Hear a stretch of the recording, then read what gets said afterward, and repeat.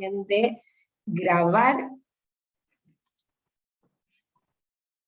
y para que podamos comenzar. Anto ya está grabando. No te preocupes, ya lo puse a grabar. Súper, muchas gracias, Carmen. Francisco, adelante. Perfecto, muchas gracias, Antonia. Primero que todo, buenas tardes a todos y todas los presentes. Agradezco la invitación hecha por Nexo RCU y un poco les explico la idea de este taller de marketing para pymes sustentables. Lo primero, un poco contextualizando la agenda, es hablar de alguna manera del contexto medioambiental global en el que nos encontramos, bajar un poco esta situación al rol y a la situación de las pymes a nivel nacional, las pymes dentro de esta normativa medioambiental y finalmente algunas herramientas, de alguna manera consejos, de alguna manera guías, que permitan implementar ciertos aspectos de la sustentabilidad dentro del negocio. Dentro del punto de vista del contexto, venimos de una COP26 bastante tibia desde el punto de vista de la acción climática, con compromisos más o menos generales, creo que no son tan distintos de lo que habíamos visto en años anteriores, tales como duplicar los fondos para los países de desarrollo, actualizar en este caso la meta de reducción de carbono, determinar el uso del carbón como energía, de alguna manera tratar de eliminarlo, pero sin embargo es más un llamado a una reducción gradual, el aumento significativo en términos de recursos a los países de alguna manera con condiciones de desarrollo y de alguna manera ver este tema de las compensaciones de dinero a cambio del daño medioambiental, un tema que siempre ha sido bastante controversial desde el punto de vista de cuál es el real impacto en la mitigación medioambiental. Ahora, si nosotros vemos estos 5 principales acuerdos, la pregunta pasa a ser, ¿dónde están las pymes? Cuando nos vamos un poco a ese contexto, siempre es bueno recordar los objetivos de desarrollo sostenible, donde si lo llevamos al ámbito de la empresa, principalmente siempre nos vamos a centrar un poco en el objetivo 12, que tiene que ver con la producción y el consumo responsable. Desde esa perspectiva, si nosotros observamos los objetivos de desarrollo sostenible a nivel mundial, lo que vamos a ver son, de alguna manera, una distribución en donde los primeros 10 lugares siempre son aquellos países con un índice mayor de desarrollo a nivel medioambiental, los países nórdicos, algunos países de la Unión Europea. ¿Y dónde está Chile? Bueno, Chile en ese contexto ha bajado algunos lugares en los últimos años, o sea, el último ranking lo menciono en el lugar 30, siendo sí, aún así, el mejor de la región.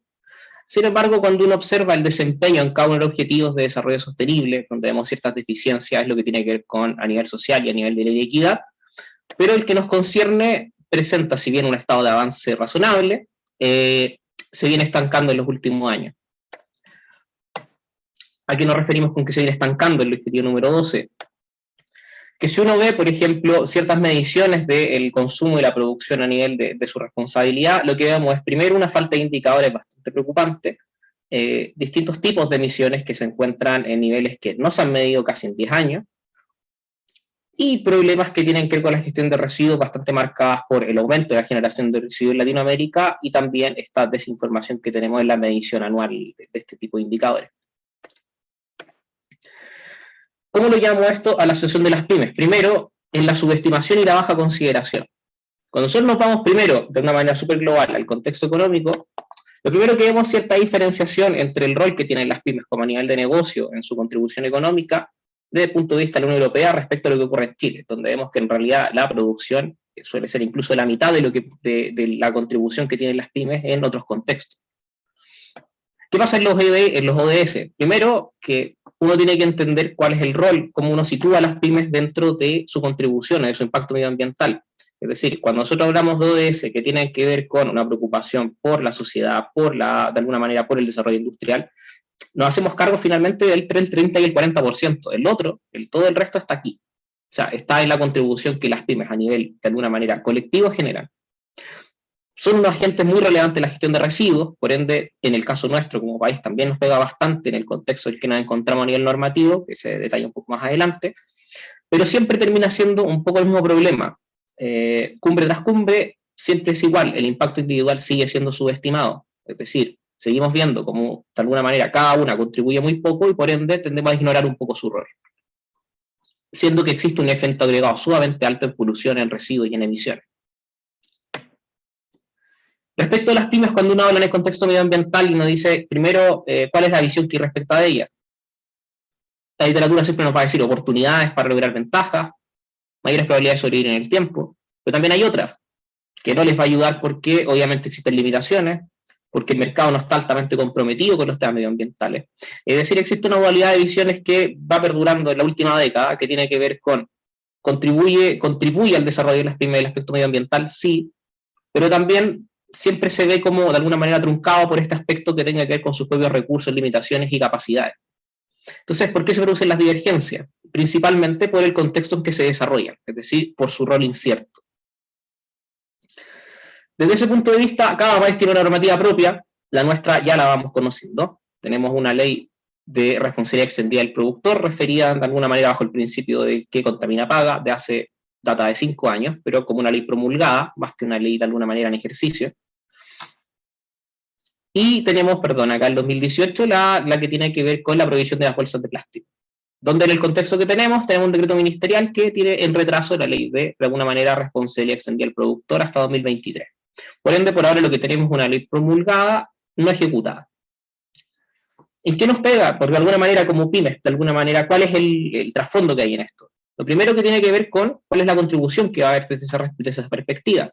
Cuando nosotros planteamos la ley de gestión de residuos, es porque la situación de la gestión de residuos dentro del contexto empresarial es crítica. O sea, mediciones que nos colocan, nos sitúan como de alguna manera el país del menor rendimiento de la OCDE, siendo que países sudamericanos con mayor rendimiento e incluso con menor inversión. ¿Y qué es lo que nos lleva a nosotros? Por ejemplo, la evidencia que existe en Santiago. Somos de alguna manera el tercer país de la región que más residuos genera detrás de Argentina y Brasil, pero de alguna manera acercándose a pasos agigantados. Tenemos un gasto no menor, de alguna manera, en este aspecto que es el que más nos pega como ciudadanos, donde representa más cerca del 8% del presupuesto municipal.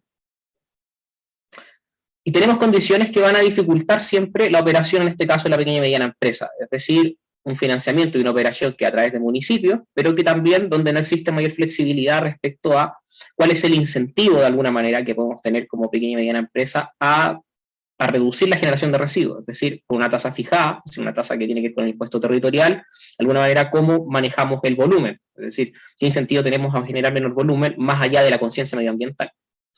Y además, un contexto en donde probablemente lo que uno le queda más claro es que una pyme y un hogar funcionan de la misma manera mientras la ley REC no esté en ejercicio. ¿Cuál es lo preocupante de ello? Que nosotros vemos la relación entre la inversión y, de alguna manera, el reciclaje, que es la medida, de alguna manera, más tangible que puede haber desde esta perspectiva, no se condice con la realidad de otros países que invierten similar y tienen mayores tasas.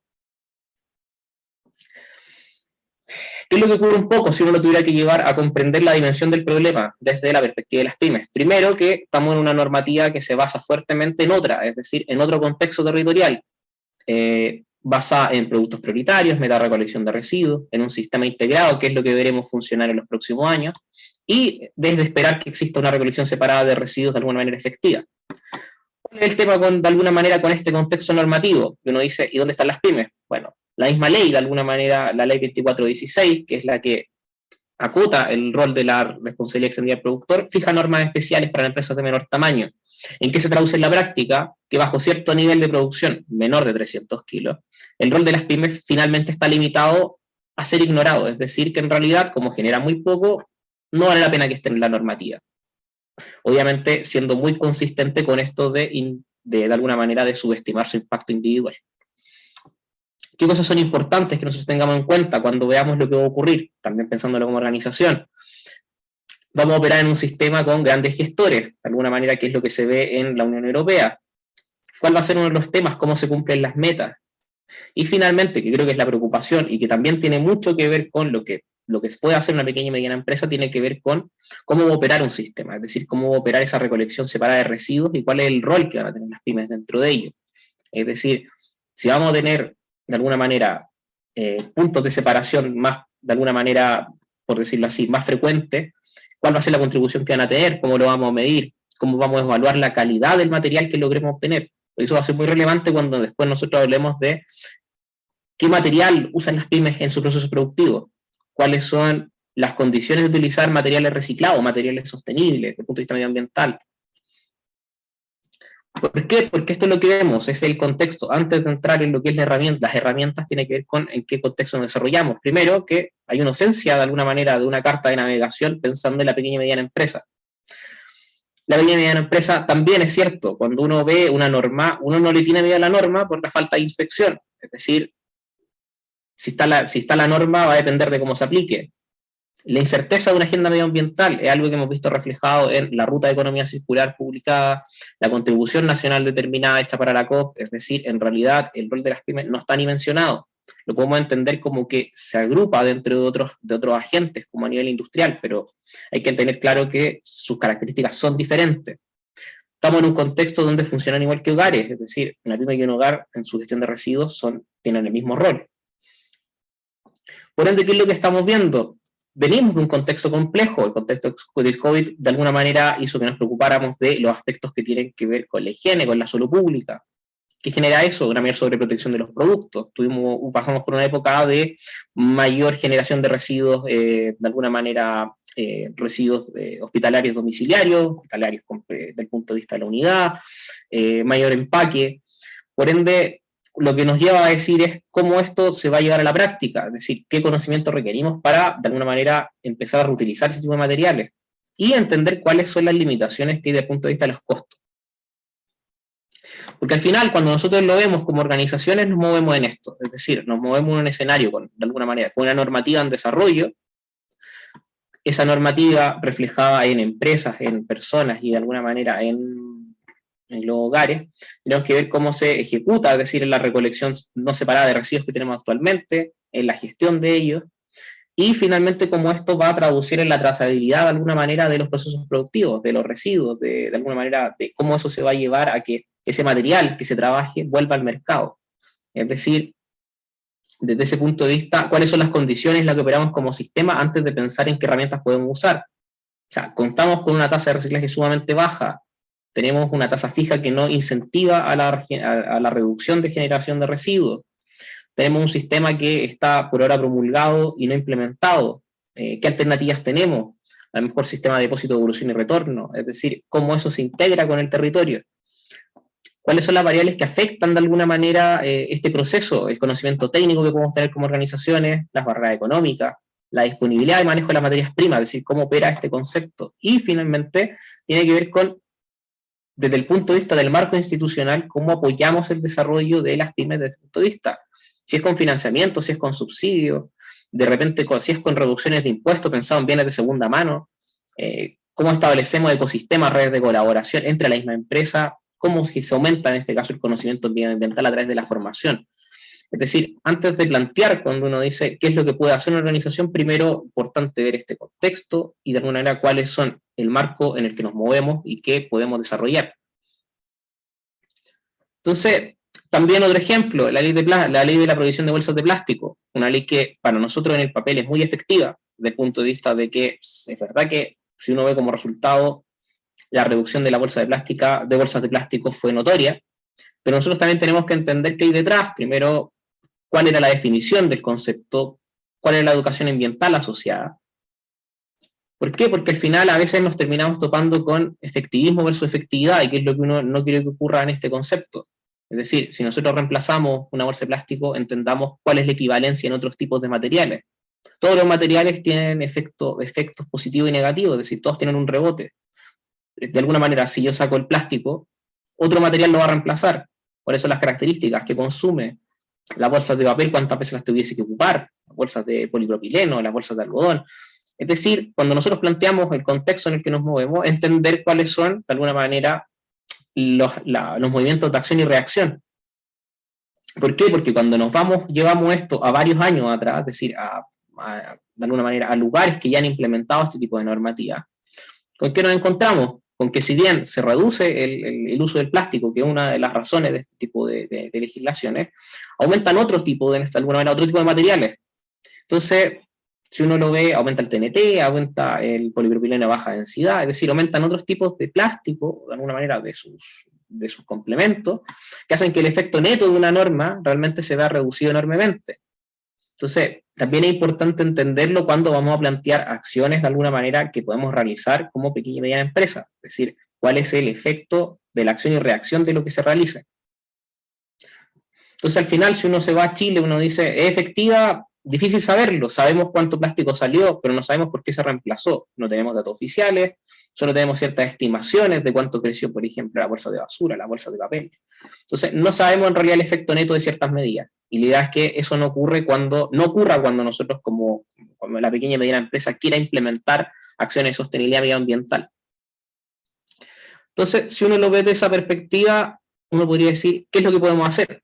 Entonces, ¿cómo se puede contribuir de alguna manera desde el punto de vista de la gestión organizacional al desarrollo de la pequeña y mediana empresa? Lo primero, creo que lo primero siempre importante es generar las bases, la base de un lenguaje común que tiene que estar de alguna manera interactuando entre una empresa y sus partes interesadas, su grupo de interesados, consumidores, proveedores, distribuidores, organizaciones no gubernamentales, es decir, cuál es el entorno en el que se mueve. Como toda empresa, la preocupación económica siempre es la que termina de alguna manera determinando la razón de ser de un negocio. Sin embargo, cuando nosotros nos planteamos el camino hacia ser sostenible, tenemos que entender primero cuáles son nuestras preocupaciones, es decir, cuál es el desarrollo que nosotros buscamos, desde el punto de vista de la dimensión económica, social y medioambiental, es decir, entender cuál es el impacto de nuestras acciones. Pero eso estábamos hablando del año 2000, cuando uno va avanzando en este proceso, uno dice, ¿cuál es el resultado que yo genero? Es decir, de alguna manera, ¿cuál es mi rol? Si mi rol tiene que ver con mitigar o con prevenir. Para finalmente lo que uno debiese plantearse ahora, que es en realidad entender la sostenibilidad de alguna manera como una creación de un bien, de un valor para un bien común, pero también vista de una perspectiva organizacional de afuera hacia adentro. Lo cual tiene que ver mucho con entender que el objetivo de una organización no tiene que ver con mitigar su impacto ambiental, sino con prevenir. Mitigar es lo que uno busca cuando uno hace una evaluación de un proyecto, es decir, de alguna manera ver cuáles son de un estudio de impacto ambiental, qué es lo que uno busca reducir. Sin embargo, uno se deberá centrar finalmente en cómo prevenir el impacto que pueda generar, es decir, cómo uno genera una externalidad positiva de alguna manera hacia la sociedad. Y ahí es donde nosotros decimos, de alguna manera, cuál es la base para pensar en implementar ciertas herramientas. Primero, algo que, de alguna manera, un concepto que ha salido bastante más en el último tiempo, como tiene que ver con la economía circular. Múltiples definiciones. Hemos hablado de una economía que es restaurativa o regenerativa en su intención y diseño, es decir, que lo que busca es extender de alguna manera la vida de un producto o servicio a través de distintos mecanismos, desde las etapas tempranas, como puede ser el diseño, o de alguna manera un ecodiseño, desde la forma de la distribución o finalmente en cómo se extiende la vida de un producto. Es decir, toda aquella actividad que nos permite extender la vida útil de un bien. Entonces, cuando nosotros hablamos como sistema económico, cuando uno habla de la circularidad, también es importante entender que existe obviamente una diversidad de aspectos dentro de la circularidad de un sistema. Eso tiene que ver con cómo nosotros extendemos la vida de un producto o servicio, desde cosas tan básicas como el reciclaje, como la recuperación, pero también pasando por remanufacturar, reutilizar, cómo reducir el uso de recursos dentro de un proceso productivo. Es decir, cuando uno lo lleva a la práctica, tiene que ir con el problema de las prioridades. Muchas veces nosotros nos quedamos anclados, el discurso se queda anclado en las bases más bajas, es decir, en reciclar y recuperar, y muchas veces es lo que vemos, por ejemplo, con la ley de gestión de residuos, es decir, que lo que apunta es a la base. Pero también hay que entender que la base debería terminar siendo la última opción, es decir, que en realidad pasa a ser mitigar, cuando nosotros debiéramos pasar por distintas etapas previamente. Es decir, cuando uno lo ve desde el punto de vista de su producto o servicio como pyme, uno debería entender cuáles son las posibilidades que existen dentro del marco de desarrollo de un producto o servicio. Es decir, si un producto tiene una función, una vida útil, tiene una funcionalidad que cumplir, de alguna manera, ¿es posible extenderla? ¿Es posible reformularla? ¿Cuál es la desechabilidad que pueda tener un producto o servicio? ¿Y cómo se gestiona? Entonces, entender si se puede reusar, si en realidad cuál es la posibilidad de reparar, si el producto obviamente no tiene una obsolescencia ya definida, si se puede restaurar, si en realidad recuperar sus condiciones originales, si se puede remanufacturar y generar algo a partir de lo que ya había existente, o si lo puede reutilizar. Como también llegar a plantearse, en el mejor de los casos, cómo rediseñar un proceso productivo, es decir, cómo reducir el consumo de recursos, o cómo repensar lo que se está planteando, o de alguna manera cómo rechazar ciertos materiales. Este es un aspecto que muchas veces está sumamente abandonado, pero es algo que deberíamos considerar en la práctica. Vamos a ver un poco cómo plantearlo.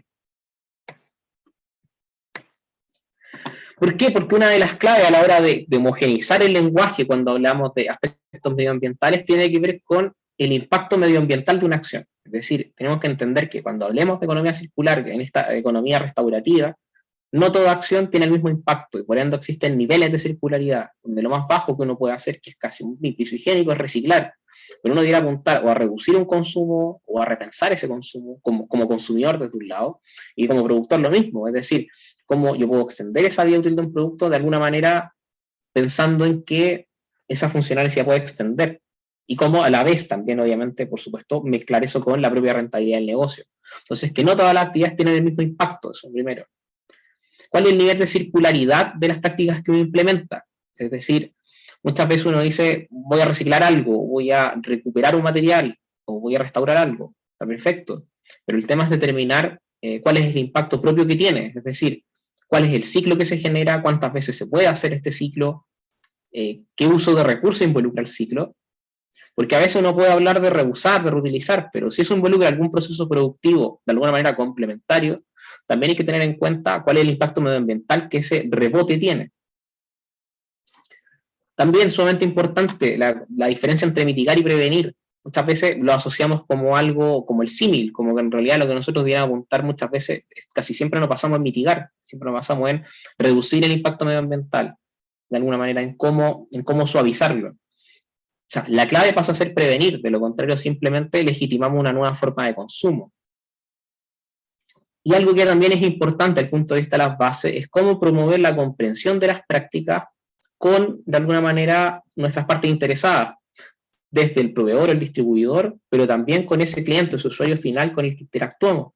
Hay que entender que en la educación medioambiental uno de los grandes problemas pasa a ser la asimetría de información existente. Es decir, aquí tenemos tantas empresas, organizaciones con un bajo nivel de conocimiento ambiental promedio, como también consumidores.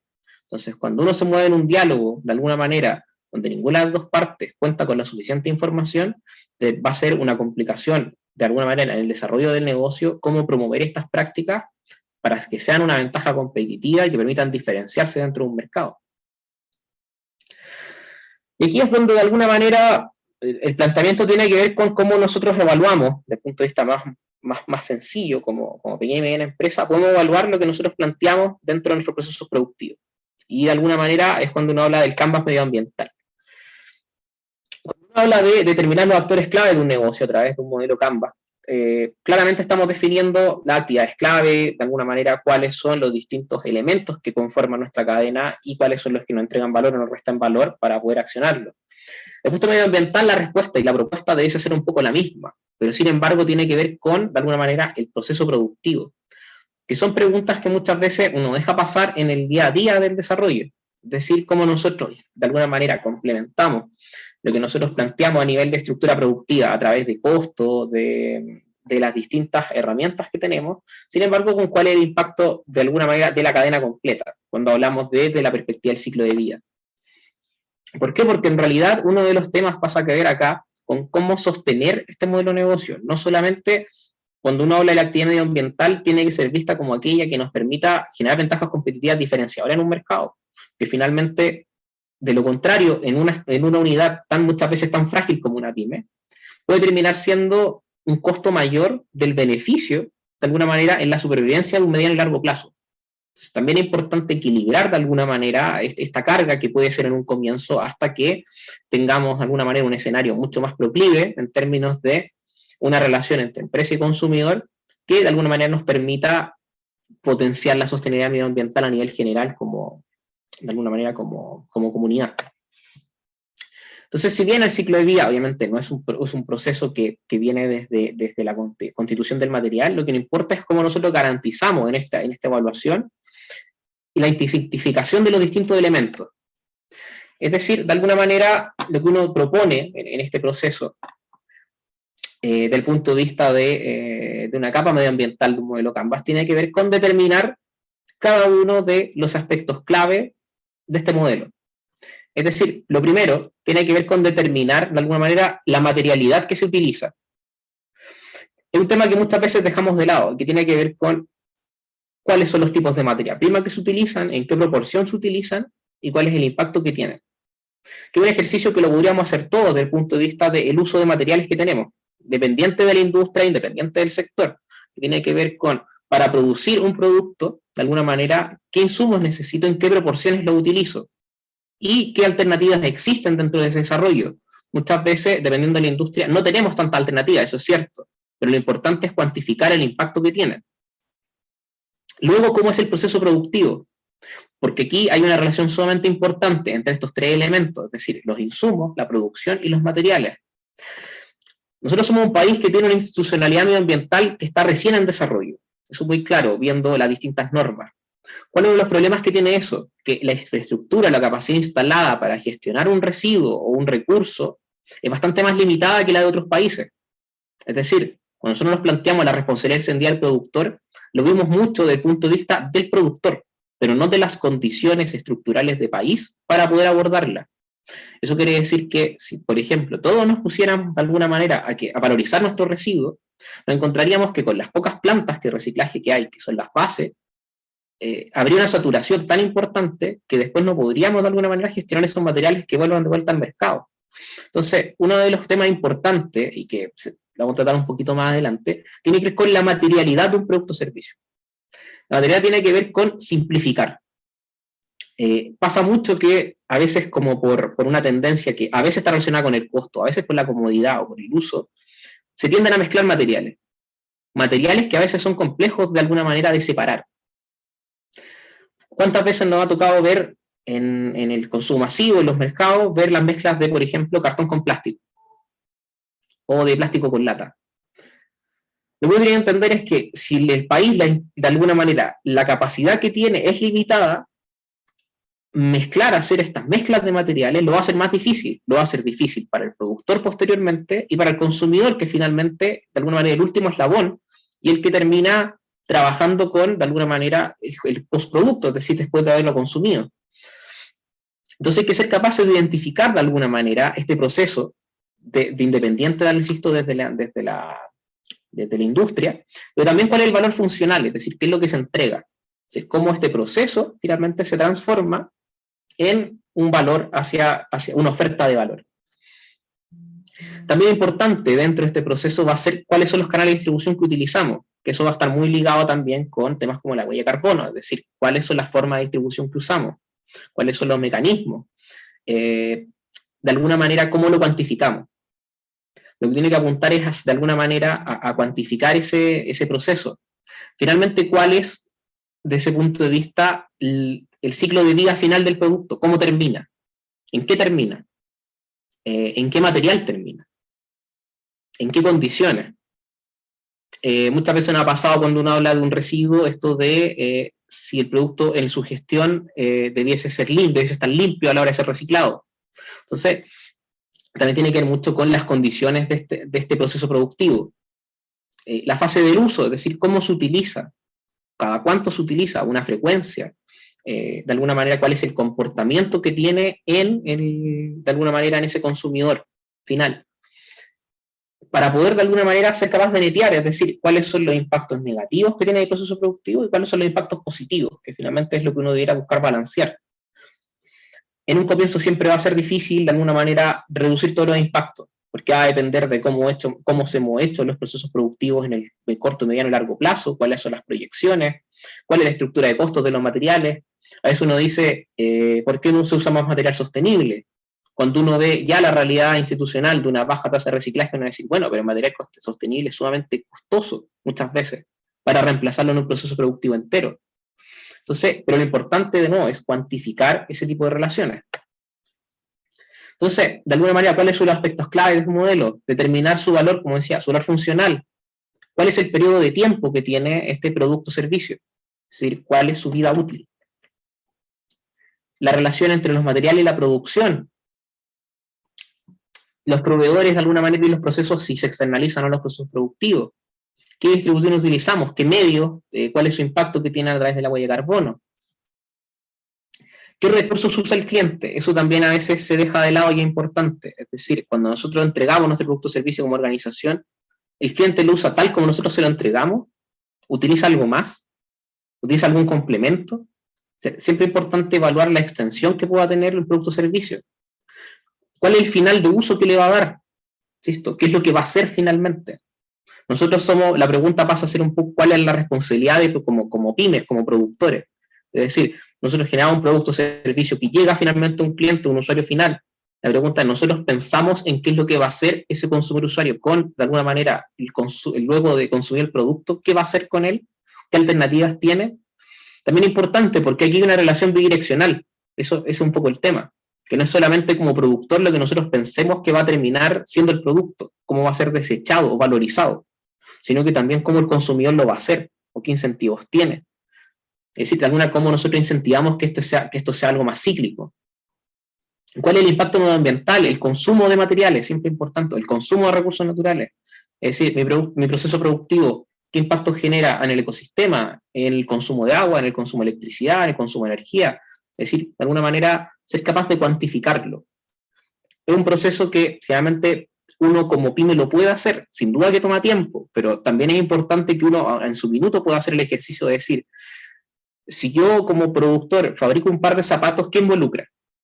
No solo que involucra en términos de decir qué material uso en la suela, si va a ser de cuero o no, pero de alguna manera ser cuantificar, decir qué es lo que estoy utilizando. Si a mí me preguntaran por el zapato, yo pudiera decir, mira, en realidad utilizo en promedio una cierta cantidad de litros de agua, destino cierta cantidad de energía. Porque aquí también hay que ser claro, lo que nosotros hagamos no solamente es como productor, sino que también va a ser el mensaje que le entreguemos al consumidor. Y finalmente, ¿cuáles son los beneficios medioambientales que como producto o servicio le entregamos en este caso a la comunidad? Si lo lleváramos a un ejemplo, ya un poco más claro, tiene que ver, por ejemplo, con lo que ocurre con la fabricación en este caso, de las cápsulas de café. Podría ser cualquier producto, piénsenlo en su perspectiva, en sus casos. ¿Qué necesito? O sea, ¿qué productos utilizo? ¿Y qué hago en el proceso? Utilizo energía, agua en el proceso, obviamente qué insumos hay, que en este caso es construir una máquina y construir las cápsulas. En la producción, de alguna manera, ¿cómo se distribuye? ¿Cuál es la materialidad? ¿Cuánto le destino al centro de producción? Piénsenlo desde el punto de vista sumamente local. ¿Qué materiales utilizo? ¿Qué materiales clave? Por ejemplo, que a veces qué pasa con la plumavit o el aluminio, que son materiales que son bastante complejos de gestionar en un mercado como el nuestro, porque es muy dificultoso de alguna manera valorizarlos posteriormente. Generalmente terminan siendo materiales de desecho. O requieren de alguna manera un proceso de lixiviación o un proceso químico que lo permita, pero claramente ya se escapa de las manos de lo que puede hacer una pequeña y mediana empresa desde el punto de vista más práctico, que es lo importante. ¿Cuál es el valor funcional? ¿Qué es lo que se genera? Es decir, nosotros tenemos que ser capaces de decir que en este caso, por ejemplo, una cápsula genera 40 ml, en este caso, de café, por ejemplo. ¿Qué es lo que hace nuestro producto? Genero a lo mejor un par de zapatos con tal estructura, con tales características. ¿Qué es lo que ocurre con el ciclo de vida finalmente? Piensen un poco qué es lo que, por ejemplo, qué es lo que ocurre con las cápsulas de café. Uno puede decir, y ahí vamos a entrar en ese concepto, son compostables, son orgánicas, son desechables, vamos a ver que existen obviamente una gama de conceptos que dan vuelta, pero de alguna manera, ¿cuál es el final de ese producto o servicio? La distribución, ¿qué es lo que utiliza en términos de recursos? Y la fase de uso, es decir, la cápsula de café, por ejemplo, no solamente es la empresa que la produce, también es el consumidor que la utiliza. ¿La va a lavar una vez que la termina de usar? Si la llega a lavar, ¿qué es lo que consume? Probablemente consume agua. Para prepararse un café, ¿qué consume? Agua y energía. La máquina, ¿qué utiliza? Es decir, el impacto medioambiental de un producto o servicio no solo se limita a lo que como empresa producimos y llegamos a entregarle al consumidor, sino que a la vez en el post-consumo, que es qué recursos utiliza el consumidor para usar nuestro producto. Y esa extensión que muchas veces queda invisible, es algo de lo que como productores debiéramos pensar. Y no tiene que ver con decir, no le vamos a decir al cliente de manera directa cuando compra nuestro producto que a lo mejor no utilice agua, pero sí tiene que ver con cómo comunicamos ciertas medidas, que es lo que de alguna manera nos hace garante de ser sostenible. Y ser capaz de cuantificar impactos negativos y positivos. En este caso tiene que ver más con la huella de carbono, todos los impactos negativos, por ejemplo, todos los traslados que existen en este proceso productivo. Pero también, por ejemplo, cuáles son los beneficios, si es que de alguna manera yo tuve ahorros en esta generación de huellas de carbono por la eficiencia de un producto o servicio, o porque reduje las formas de distribución. Es decir, es cuantificar desde nuestra perspectiva, independiente del producto o servicio que realicemos. O sea, piensen que este ejercicio que podría ser para un ámbito industrial, también siempre va a ser factible en el ámbito de una pequeña y mediana empresa. El tema es que esto es un ejercicio que siempre va a ir siendo iterativo. Vamos a partir con una base a lo mejor de recién la primera vez de cuantificar los materiales. Es como decir, mira, en realidad cuando lo utilizan, sí, utilizan tal recurso, consumen tal recurso. ¿Por qué? Porque una de las formas que creo que siempre va a ser importante es cómo nosotros vamos a enganchar con ese consumidor. El ámbito en el que se mueve la sostenibilidad medioambiental es un ámbito de una extrema desconfianza actualmente. Desconfianza porque venimos de décadas, de una última década, en donde mucha gran empresa utilizó el concepto. Explicaba ciertas prácticas, después se descubrían otras cosas. Entonces un consumidor que es bastante desconfiado con lo que ocurre. O sea, cuando a un consumidor le dice, mira, este producto es sostenible, a la primera difícilmente va a decir, mira, sí, en realidad lo compro porque es sostenible. A veces va a tener que tratar de tener la información clara a la hora de entenderlo. Porque además, para él siempre, cuando uno le hablan de productos sostenibles, siempre está asociado a un mayor precio. Entonces, que en muchos casos puede ser, en otros no serlo. Pero ya cuando lo asocio a un mayor precio, tengo una barrera que se generó externa. Entonces, yo como no quiero ser sostenible, muchas veces me encuentro con que me dicen, no, es que tu producto es muy costoso. Entonces, como que me alejo de cierto tipo de consumidores. Entonces, es importante de alguna manera, porque esto es la base, de punto de vista comunicacional, a través del marketing, que es el enganche que uno va a hacer con el consumidor. Este modelo, que, insisto, modelo que uno lo va refinando en el tiempo y lo puede hacer independiente del tamaño de empresa, lo que busca primero es analizar mi modelo de negocio, mi forma de trabajar, y entendiendo la línea base de los impactos positivos y negativos que tengo. Es decir, de alguna manera es como un primer examen de conciencia, de lograr comprender lo que mi producto y servicio, que a lo mejor muchas veces yo no lo pensé, hace en un mercado o deja de hacer en un mercado. ¿Cuál es la otra de las gracias? Que primero siempre nos da la posibilidad de innovar dentro del proceso productivo. Cuando nosotros cuantificamos el uso de materiales, muchas veces nos vamos a lograr entender si existe alguna alternativa que a lo mejor no estuviésemos visualizando, que fuese más simple de trabajar de alguna manera en la valorización del residuo que pueda generar. Insisto, muchas veces cuando hay un proceso productivo, la mezcla de materiales no es como por dañar al medio ambiente, a veces tiene que ver con desconocimiento, a veces tiene que ver con simplicidad. Entonces, es un ejercicio o un examen de conciencia que es importante de alguna manera que nos aporta en ese proceso, que nos ayuda el modelo de negocio de otra perspectiva, porque muchas veces la perspectiva tiene que ir con si es rentable o no rentable. Pero eso también va a estar asociado a la rentabilidad, porque muchas veces el tipo de material que usemos, el canal de distribución, el que entreguemos, el transporte que usemos, también pesa mucho a la hora de determinar mi misma estructura de costo, de beneficio. Y también es una herramienta que en el mediano y largo plazo claramente está mucho más asociada a la validación de un modelo de negocio. Es decir, vamos de alguna manera, en una corriente en donde ya no basta con ser rentable, ya no basta con tener cierto grado de rentabilidad o cierto porcentaje sobre una inversión, sino que vamos hacia qué tan sostenible es tu proceso productivo, qué impacto genera. Es decir, los mercados externos cada vez van a ser más receptivos respecto a este tipo de situaciones. Y dentro de lo mismo, asociado a este tema, otro de los aspectos que creo que es importante desde el punto de vista de la comunicación tiene que ver con la selección de materiales, es decir, cuál es la relación entre costo y efecto. Muchas veces nos pasa a ver una imagen como esta, y que tiene que ver con una dificultad que se le genera a muchos consumidores, que es que cuando llega la hora de trabajar con este postproducto, es decir, con el producto ya consumido, de alguna manera, ¿cómo lo desecho, cómo lo valorizo? Es decir, ¿qué es lo que se puede hacer con él?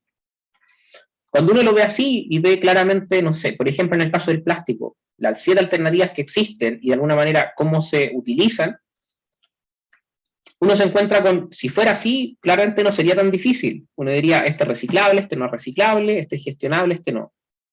El problema tiene que ver con que en general lo que nosotros vemos en los mercados es que hay mucha mezcla de materiales. Y cuando los mezclamos, la pregunta es cómo de alguna manera los separamos.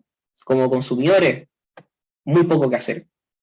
Y en el proceso industrial, de nuevo, depende de la capacidad del país. O sea, nunca hay que perder de vista el territorio. Entonces, si esto yo lo llevo al lado del productor, de este caso de una pyme, yo diría decir, tratemos de no mezclar, tratemos de ser uno solo. A lo mejor a veces tiene un costo mayor, puede tenerlo. El tema es que si somos capaces de enganchar con ese consumidor en el mensaje, de alguna manera en el discurso, va a ser súper claro, de alguna manera, como el desarrollo de una ventaja competitiva. Es decir, ¿cuántas veces nos encontramos con eso? ¿Cuántas veces nos encontramos con una máquina afeitadora que tiene plástico y cartón y cuando la empezamos a separar ya no se pueden separar por sí solos, sino que en realidad es uno solo y se parte y hay plástico con cartón y no sabemos dónde va?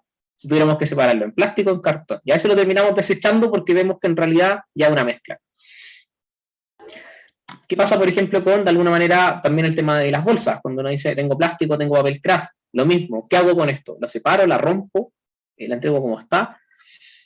Es decir, creo que hay medidas que desde uno como organización las puede utilizar y que no tienen que ver con un costo, sino que tienen que ver con una decisión, con una elección.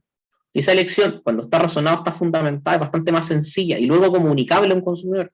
Es como muchas veces cuando uno tiene el ejemplo de repente del cepillo de bambú, pero viene en plástico. Entonces, uno puede decir, sí, el producto es sostenible, pero ¿y el empaque? O sea, hay que ser consistente. Y a veces ser consistente tiene que ver con, de repente, ser más sencillo en ciertas cosas. Y a veces, de repente, hasta el empaque basta con ser más sencillo, pero explicar cuál es la razón de ser sencillo, cuál es la historia que hay detrás.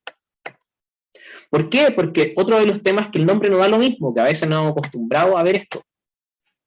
Compostable, biodegradable, orgánico, ecológico, biológico. Y uno ve que las marcas, las empresas, cuando uno ve cierta comunicación, a veces son sinónimos, a veces son opuestos, a veces son complementos, se utilizan de las 20.000 maneras que ustedes quieran. Entonces, ¿qué es lo que termina generando? Que a veces un consumidor llega y dice, mira, no, pero el producto que compré es compostable. Entonces, como es compostable, no, es que lo tiro a la tierra y estamos. Entonces, hay que, de alguna manera, trabajar con un lenguaje básico. A ese consumidor, si nosotros somos organizaciones que tenemos ciertas capacidades, de alguna manera, el trabajo de la educación medioambiental, ya que tenemos falencias que a lo mejor no están cubiertas en distintos niveles educacionales, a lo mejor como empresa muchas veces nos va a tocar hacer ese rol. O sea, nos va a tocar probablemente educar al cliente. Pero una cosa es cómo educo al cliente. O sea, qué tan directo soy para hacerlo, qué medios utilizo, cómo soy consecuente en el mensaje. Como les decía, que yo produzco un cepillo de bambú y luego entré en plástico, ¿cuál es la consistencia de mi mensaje? Ese es uno de los temas importantes. O sea, ¿cómo le explico al consumidor que compostable no es lo mismo que biodegradable? Que las condiciones que se requieren son distintas. Es decir, que si no tengo una compostera y si es compostable, bueno, o sea, ¿qué se requiere? O sea, tengo que ser súper claro en eso, porque a veces la gente se queda con escuchar algún concepto como orgánico, ecológico, biológico, y es como estoy colaborando con el medio ambiente. Pero, ¿hasta dónde llega esa colaboración? ¿Cuál es el rol? Entonces, ¿por qué termina siendo clave? Primero, porque el consumidor no tiene clara la diferencia entre los conceptos. Al no tener, como insisto, una educación medioambiental básica, probablemente de una educación básica o secundaria, que ahora uno lo ve recién en los currículum, pero claramente es un proceso que lleva mucho más tiempo. Identificar el efecto medioambiental de cada uno de estos procesos siempre va a ser clave, identificar y desarrollar. Pues lo mismo, porque cuando le hacía mención de alguna manera, a la ley de responsabilidad del productor, tan importante es que como productores, el productor se preocupe del tipo de material que utiliza y cómo se desecha, es que el consumidor conozca los tipos de material y sepa cómo trabajarlo. Porque a lo mejor nosotros vamos a hacer un producto que a lo mejor es lo más monomaterial posible y que en realidad la gente lo consume y lo tiene que ir a dejar a un solo lugar, no tiene ni que separarlo ni que nada. El tema es que pasa si ese consumidor tampoco entiende cómo lo separa, o sea, o no conoce las reglas básicas de esto. O sea, que es un papel que probablemente como empresa nos va a tocar desarrollar. Siempre recordar que a veces uno lo olvida, cuál es la infraestructura técnica que tiene un país para gestionar materiales mixtos. La de Chile es sumamente escasa. O sea, en realidad, o piensen que es un proceso que va a caer mucho en la recolección manual, todavía estamos en un contexto de mucho recolector informal o mucho recolector privado. Entonces, no es que se cuente con grandes plantas, en realidad muchas veces pasa a ser un esfuerzo sumamente inestructurado e individual. Entonces, también tener en cuenta eso. Como país, creo que una de las deudas pendientes pasa por tener una matriz de materialidad. Como existen matrices energéticas, existen matrices, ¿cuál es la matriz de materialidad que pudiese tener un país como nosotros? ¿Cómo poder ir evolucionando en el tiempo? Tenemos experiencias comparadas, Uruguay, Colombia, que tomaron caminos de alguna manera similares al nuestro, pero con ciertas precauciones. Con de alguna manera con prohibir cierto tipo de materiales hasta que exista un equilibrio, o grabar ciertas tasas de uso. Es decir, nosotros tenemos que buscar un propio camino, porque muchas veces lo que hemos hecho es imitar caminos que ya muestran deficiencia. Y otro tema importante tiene que ver con la comunicación, que tiene los dos aspectos, el mensaje y la divulgación. ¿Cuál es la barrera cuando yo veo distintos tipos de productos? Principalmente por el consumidor, termina siendo el precio. O sea, cuando el consumidor va a buscar un producto denominado ecológico, biológico, sostenible, el apellido que nosotros le queramos colocar, ¿con qué se suele encontrar en los mercados? Antes con un sobreprecio, donde de alguna manera cuando uno trabaja en el aspecto, uno entiende que un producto sostenible tiene otra estructura de costos, eso siempre es así.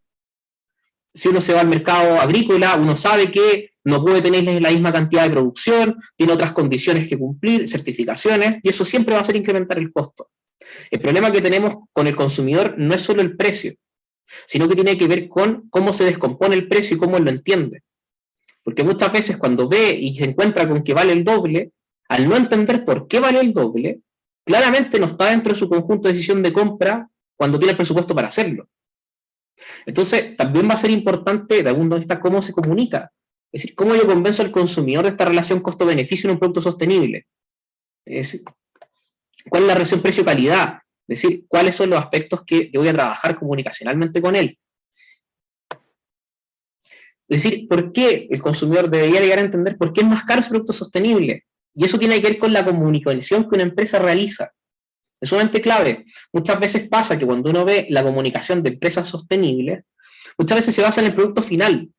Sin embargo, cuando uno tiene un cliente con un nivel de información o con una simetría de información medioambiental muy alta, lo que uno tiene que apostar es al proceso productivo, es a que el consumidor lo vea. O sea, de alguna manera, más que el producto final bonito, que pueda costar mucho, es cómo está hecho, ¿sí? Cómo yo comunico ese proceso, cuáles son los impactos que tiene ese proceso. Es decir, de alguna manera, cuantificar. Puede ser distintos ejemplos, puede ser en el ámbito textil, en el ámbito comercial, pero que yo le pueda entregar un impacto, de alguna manera, a mi proceso productivo. ¿Qué reduzco? ¿Dónde lo afecto? Por eso hablaba de este cambio medioambiental. Es decir, ¿dónde están mis falencias? ¿Dónde está mi fortaleza? Cuando yo no soy capaz de hacer eso, claramente se reduce la simetría. Porque si yo puedo cuantificar, de alguna manera, cuál es el impacto y que yo como consumidor tengo al comprarle, por ejemplo, a una pyme, un producto sostenible. Entonces hay que ser claro en la equivalencia, en el impacto medioambiental del proceso, ser gráfico, o sea, graficar de alguna manera. Mucho tiene que ver con la comunicación, con la divulgación de ese mensaje. Por ejemplo, veremos si se ve el video. Esta es una marca con la que me tocó trabajar en Cataluña, que de alguna manera lo que hace son tejidos sostenibles. Pero cuando uno va a lo que se realiza como empresa, lo que uno menos ve en su comunicación es el producto final. O sea, lo que uno más ve termina siendo, de alguna manera,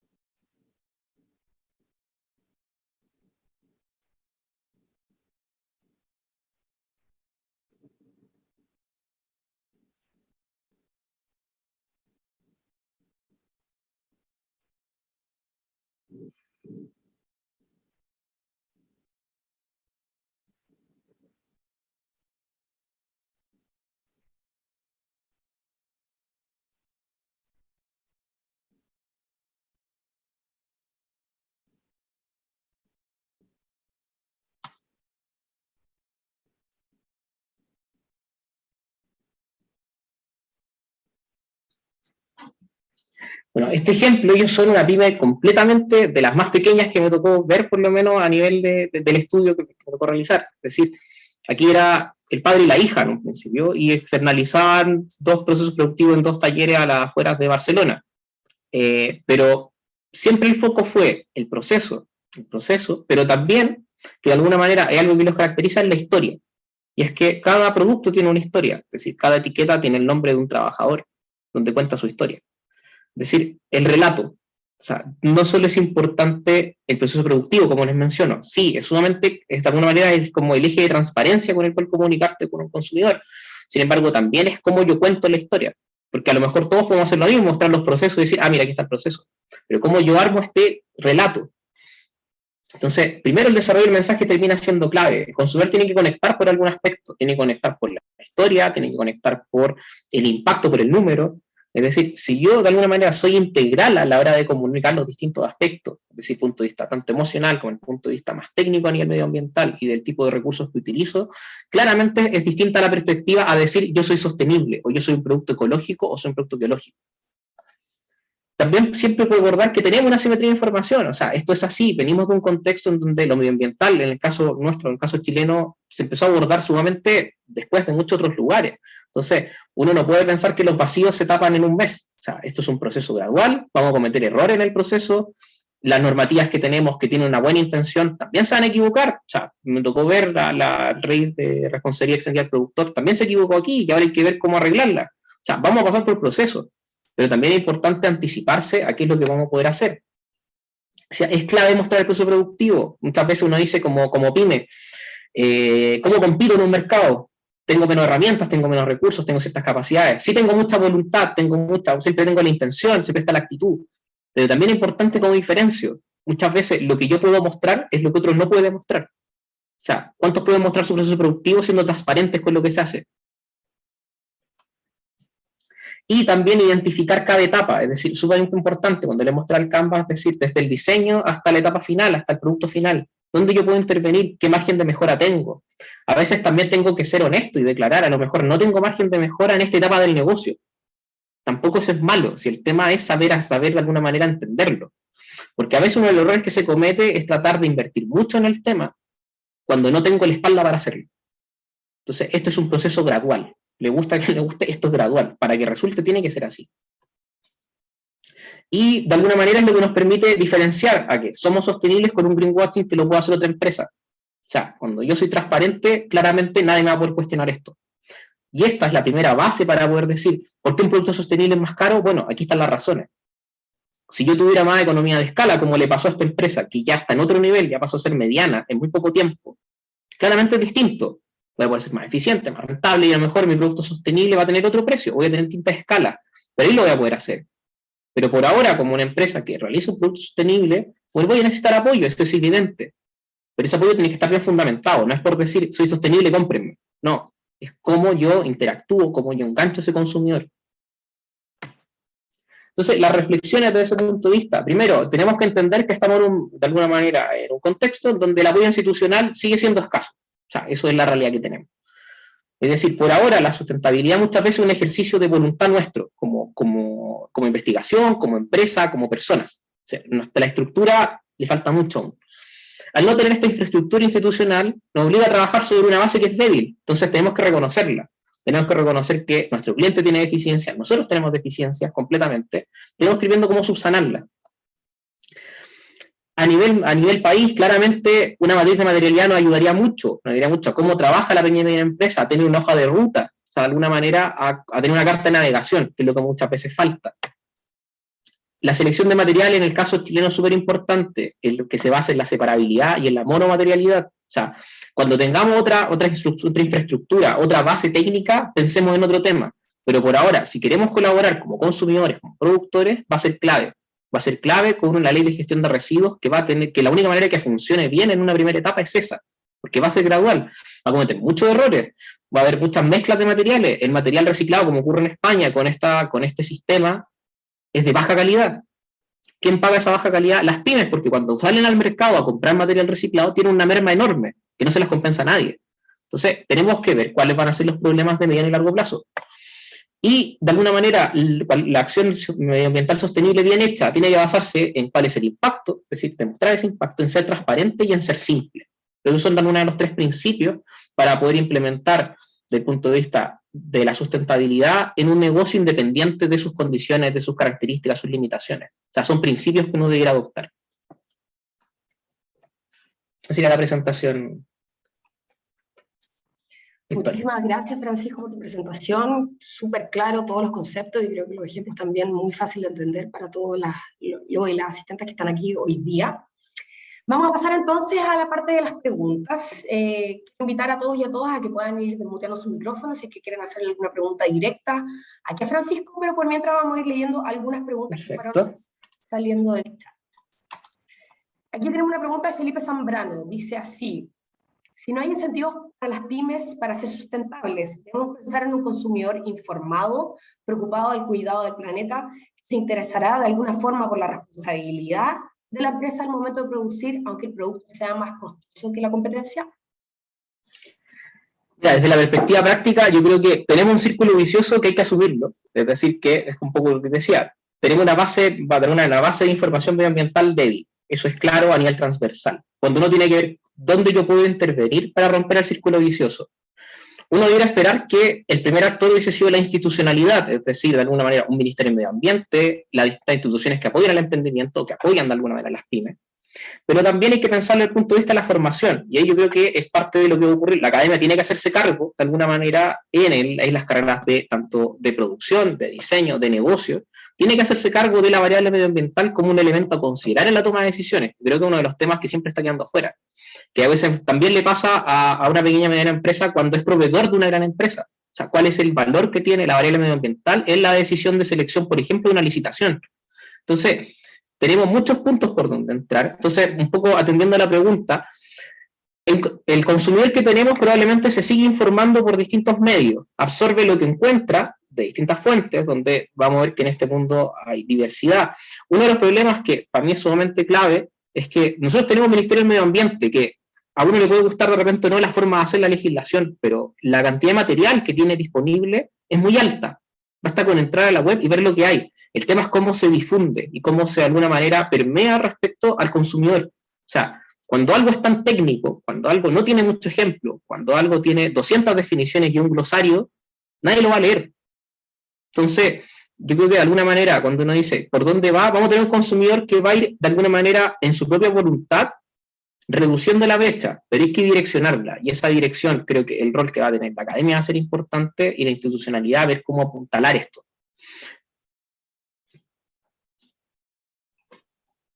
Dejamos entonces el micrófono abierto por si alguien quiere hacerle alguna pregunta directa a Francisco, tal vez pensando en sus propios emprendimientos o los proyectos que tienen pensados también para el futuro. Les dejo entonces todo el espacio para que puedan consultar.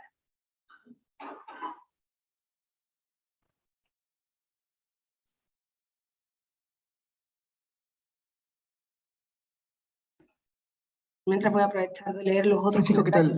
Ahí hay una persona que dice que... ¿Hay alguien? Sí. Todo adelante. Hola, ¿cómo estás, Francisco? Primero, bueno, muchas gracias por el taller, por la charla. Quería preguntarte algo. ¿Cómo está ahorita, está apoyando, ¿no es cierto? Cuando hace unos minutos hablaste sobre la institucionalidad, ¿no es cierto? ¿Cómo crees que debe apoyar y está apoyando la institucionalidad en el sentido de la organización gubernamental, organizaciones no gubernamentales y nosotros como sociedad? ¿Cómo crees que debe ser y si en este momento tenemos algo por donde empezar? Gracias por la pregunta, Tito. Yo creo que las bases existen, es decir, existen instituciones, no es que estemos como en el desamparo, o sea, en el caso de Chile tiene a Cercotec, tiene distintos aleros, está Corfo, o sea, creo que las instancias para intervenir existen, pero uno de los temas es cómo nosotros creamos la secuencialidad de este conocimiento, porque esto no es llegar y decir, voy a entregarle a la pyme conocimientos de marketing, contabilidad, finanzas y medio ambiente. No, porque uno de los temas tiene que ver con, de alguna manera, su grado de madurez. Tienes que entender que no todo proceso, de alguna manera, del ámbito medioambiental va a ser aplicado desde el inicio, desde la constitución de una pequeña y mediana empresa. Es decir, hay etapas donde sí hay que intervenir. Entonces, yo creo que uno de los temas que nos ha faltado muchas veces es identificar dónde intervenir. Y lo que yo pienso, lo que yo veo en realidad es que aquí debiésemos tener un ecosistema bastante integral donde los municipios tienen un rol clave. Es decir, cuando se habla mucho de estas oficinas que están relacionadas más con las pymes, es un aspecto que deben considerar y donde yo creo que la unión entre academia y municipio es clave, más allá de la institucionalidad propia también, tiene que ver con cómo una universidad dentro de lo que forma que esta variable debiese ser un aspecto decisional, cómo eso es capaz de alimentar de alguna manera en su contribución a la comunidad en el desarrollo de las pymes. Es decir, cómo se interviene. Creo que eso va a ser clave, de alguna manera, cómo interactuar estos cursos que tienen que ver con metodologías activas, con cómo se trabaja con la pequeña y mediana empresa, cómo abordar esos desafíos, de alguna manera sean este referente y logremos que instituciones como Cercotec y Torfo lo tomen como una política propia. Sí, yo creo que bases existen, el tema es que por ahora está todo muy disperso, a veces cuando hay más interés se mete en el tema, cuando aparece una ley explota el tema, después desaparece, después... Entonces, por ahora es muy intermitente. La intermitencia aquí no ayuda mucho. Sí la gradualidad, que creo que es de alguna manera un poco el matiz que uno debiera tener. Ya. Muchas gracias. Gracias. Muchas gracias, Tito, por tu pregunta. ¿Alguien más que quisiera aprovechar este espacio para hacerle alguna consulta a Francisco, ya que vamos a ir terminando este taller?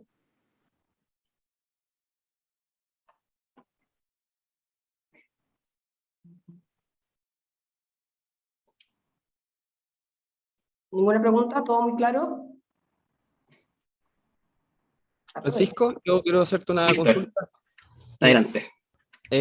Mira, tengo dos preguntas, la verdad. Pasa que, mira, desde la perspectiva logística, a mí me llama la atención, por ejemplo, cuando se cumplen todos estos, se puede llegar a cumplir una empresa, por ejemplo, que distribuya alimentos o que produzca algún tipo de alimento, pero en la parte de la cadena de suministro, como en la parte final, el servicio de transporte, cuando hoy día no tenemos una infraestructura que abarque, digamos, una reducción del impacto ambiental en el sentido del el combustible, ¿cierto? Del consumo que pueda tener este servicio de transporte de última milla.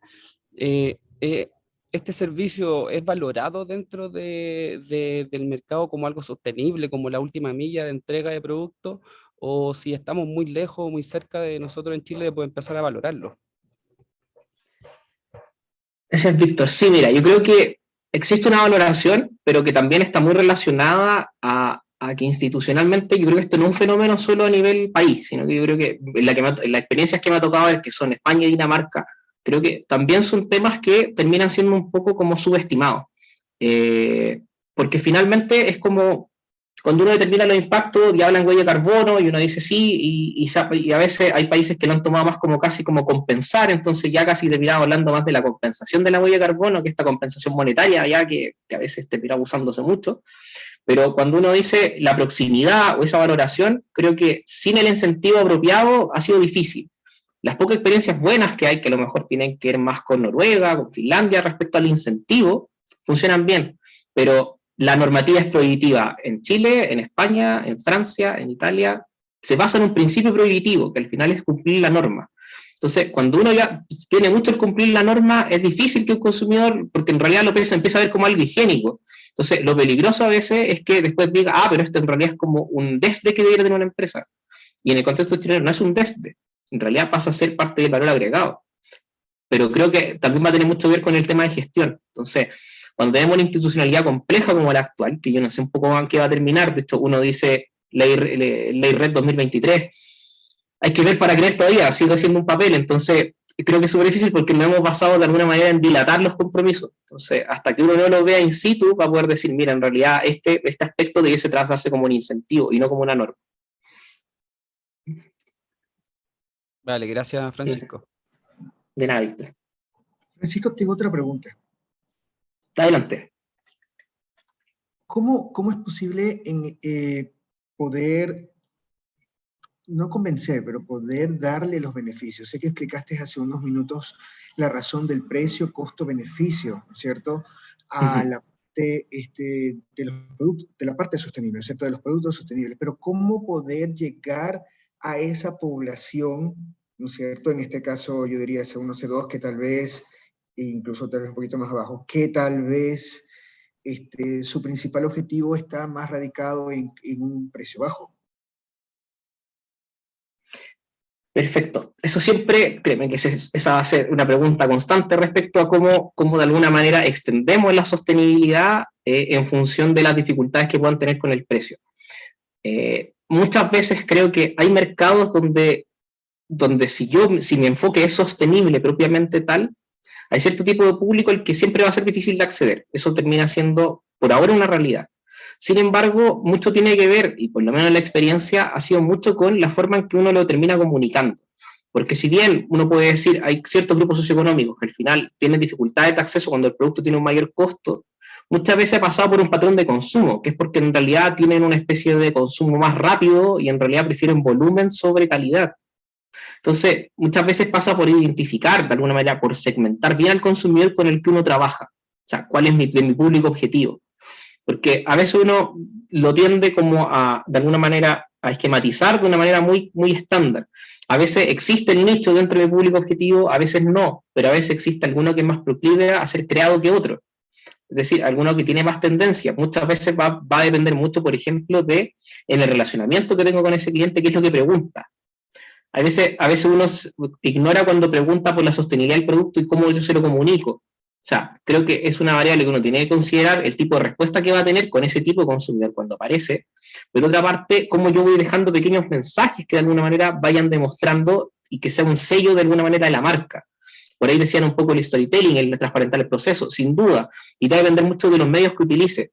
Muchas veces es lo que termina pasando con esta relación entre la comunicación digital y la comunicación medioambiental, que es un tema bastante pendiente desde el punto de vista de la investigación, que es cómo se integran, porque muchas veces la orientación de una marca en ciertos tipos de redes termina siendo mostrar el producto, pero a veces mostrar desde el punto de vista de contar una historia hasta incluso hasta por capítulo, termina siendo bastante más provechoso por lo que yo puedo generar en el subconsciente de ese consumidor.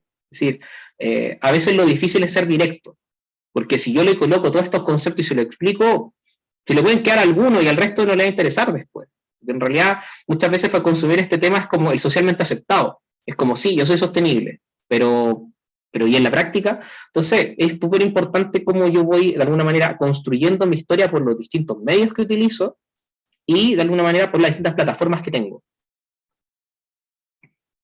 Okay, gracias. Tenemos una pregunta también por el chat. Aquí Genaro Godoy nos pregunta lo siguiente. Dice, ¿qué indicadores claves podríamos usar para evidenciar el costo-beneficio para adoptar hábitos y procesos sostenibles en las organizaciones? De modo que incentive también a generar alianzas con empresas sustentables. Interesante pregunta. De alguna manera, la medición o las métricas del punto de vista de la sostenibilidad, creo que son un aspecto que está de alguna manera muy trabajado en la gran empresa y extremadamente poco considerado en la pequeña y mediana empresa. Generalmente porque en el caso de la gran empresa está muy asociada a clásicos indicadores desde huella de carbono, desde la generación de residuos que tiene en términos, por ejemplo, de kilogramos, desde cuando está la oportunidad de trabajar con material reciclado, cuál es la conversión del uso de material virgen por respecto al porcentaje reciclado, que es un poco la norma que uno ve mucho en Europa, que es esto de qué porcentaje utilizo, y probablemente en Chile va a empezar a ser algo más masivo con el tiempo. Entonces, cuando uno dice cómo puedo generar alianzas con empresas sustentables, primero tiene que ver con esta transparencia desde ese punto de vista del proceso productivo, y como indicadores, lo que más se termina viendo tiene que ver con, de alguna manera, la cantidad de residuos generados por producto, que es una de las más importantes del punto de vista de la gestión medioambiental, identificar cuáles son las acciones de cada proceso, muchas veces es describir el proceso y decir etapa 1, y cuál es como lo he mostrado un poco en el Canva. El Canva es una buena herramienta desde el punto de vista de esa capa para presentar en respecto a buscar un socio de alguna manera en este aspecto, que puede identificar toda la historia del proceso productivo, pero también ver cuáles son los pros y los contras de con quién se está aliando. Porque va a ser su herramienta y va a tener la inquietud de decir, ya que me presentaste todos los materiales que se utilizan, la forma que tiene el proceso, las distintas etapas, el uso del producto, el postconsumo que haga el consumidor de ese producto y qué materiales utiliza, claramente por una empresa va a ser la mayor carta de navegación para decir, mira, sí, en realidad me estoy aliando con alguien que tiene muy claro cuáles son sus impactos y cómo yo, pudiendo trabajar con él, a lo mejor podríamos hacer sinergia para reducirlos mutuamente.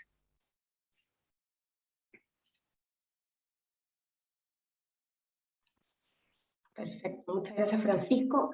Si no hay más preguntas, vamos a ir cerrando. En primer lugar, darle las gracias a Francisco por la tremenda presentación.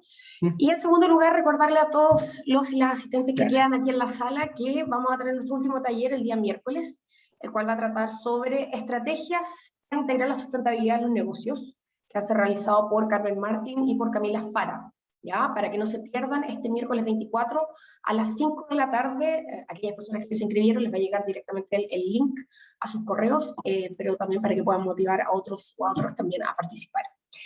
Muchas gracias a todos y a todas por esta instancia, muchas gracias también Francisco por la tremenda participación, por tu presentación y por haber respondido a todas las preguntas aquí de las personas asistentes. De nada, Antonia, muchas gracias por la invitación. Muchísimas gracias a ti, Francisco. Nos despedimos entonces, le agradezco a todos y recuerden, el miércoles es el último taller de este ciclo Impulsa y Reactiva tu Emprendimiento. Un abrazo a todos y a todas, espero que estén muy bien. Hasta luego. Sí, que estén bien, cuídense. Gracias.